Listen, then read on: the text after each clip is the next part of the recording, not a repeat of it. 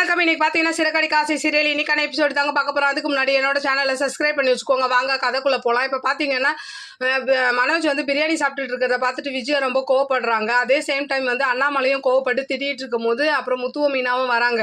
அப்போது அண்ணாமலை சொல்கிறாரு, பார்த்தீங்களா நீங்கள் 2 பேரும் இப்படி கஷ்டப்பட்டுட்டு இருக்கீங்க, அவன் பற்றியா கடனை வாங்கிட்டு பிரியாணி எப்படி தின்னுட்டு இருக்கான் அப்படின்ற மாதிரி சொல்ல விஜயாவுக்கு ஒரு மாதிரி ஆகிடுது மூஞ்சி. அடுத்த சீன் பார்த்தீங்கன்னா ரவி என்ன பண்ணுறாரு, 1 லட்ச ரூபா ரெடி பண்ணி முத்துக்கிட்ட கொடுக்கணும் அப்படின்ற மாதிரி ஸ்ருதியும் ரவியும் பேசி வச்சிருக்காங்க. இந்த பக்கம் பார்த்தீங்கன்னா தாலி வித்த காசையும் அவங்க பாட்டி குத்த நகையும் வித்தது போக முத்துக்கிட்ட வந்து ஒரு 9 லட்ச ரூபா இருக்கு, 1 லட்ச ரூபா இருந்தால் 10 லட்ச ரூபா கொடுக்கலாம் அப்படின்னு பேசிக்கிட்டே இருக்கும்போது ரவி வந்து அந்த 1 லட்ச ரூபா கொடுக்குறாரு.